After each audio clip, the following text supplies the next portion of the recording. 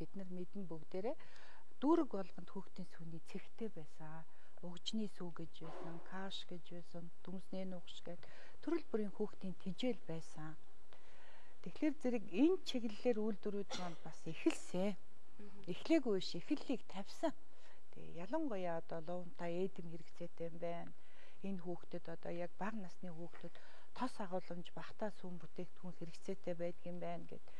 Энийг бол эхэлж явсан. Тэгэл бас л нөгөө одоо тэр түүхийн одоо эдийнх нь бэлтгэлийн тогтолцоо тэгэл худалдан авалт энэ бүх юмнаас болоод ингээл үйлдвэрүүд маань жоохон саарад байна л да. Тий энэ юун дээр.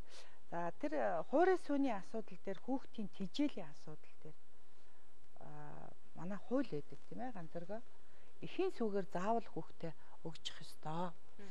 Ялангуяа одоо ийм чиглэлийн үйлдвэр яхад бас тодорхой хэмжээний зөвшөөрөл янз бүрийн юм авах ёстой байдаг болов тий. Бас нэлээд хязгаарлалтай байдаг байна тий. За би бас нэмжлэмээр байна л да. Яг гэхээр нэраа хүүхдээ за мэдээж эхийн сүү бол нэгдүгээрт байна. Гэхдээ тэр болгон ээж болгон бас сүүтэй ээж чадахгүй.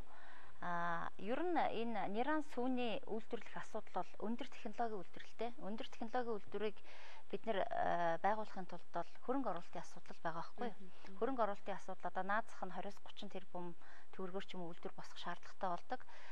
Зөвхөн дотоодын хэрэгцээг хангах хэмжээнд энэ үйлдвэр бол хязгаарч одоо ашгаа олж хөрөнгө оруулалтаа нөхөж чадахгүй байхгүй юу? Энэ утгаараа энэ үйлдвэрлэлээ бид нар хөгжүүлж чадахгүй байна шүү дээ. Тэгэхээр хэрвээ бид нар яг энэ яран хүүхдийн сүүний үйлдвэрийг дэмжихийг хүсэж байгаа бол улсаас урт хугацааны одоо бага хүүтэй зээлийг л одоо олж өгөх ёстой. Ерөөс гол асуудал нь тэндээ л байна. За баярлалаа.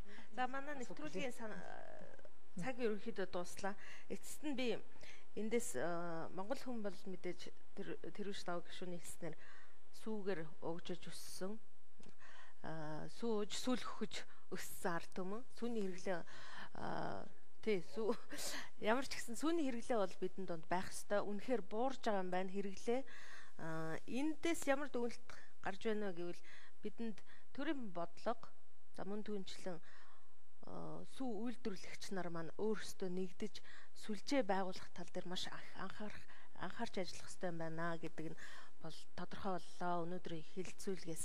Тэгэхээр би энэ дээр улсын хурлын хүнсүдэ аж ахуйн байнгын хорооны даргаыг маш их санаачлагтай ажиллах гэж бодож байна. Мөн улсын хурлын гишүүн тэрүүш давгийг маш их санаачлагтай ажиллана гэж бодож байна. Гарцсан шүү дээ. Одоо тухайлбал сүүний стратегийн бүтээгдэхүүн төргээд тийм учраас гарцсан бодлого бол хангалттай. Одоо энийг хэрэгжүүлэх л ажил байна. За засгийн газар идэвхтэй ажиллах гэж бодож байна. Та ч одоо мөнгөгүй гэж ярьж байна эцэст. Гэхдээ улс орон маань эдийн засгийн сайжирнах, сүү үйлдвэрлэгчид маань сайжирнах бид бол ирээдүйдээ итгэж байна. Нээлттэй хэлцүүлэг энэ удаагийн дугаар өндөрлөө. Баярлалаа.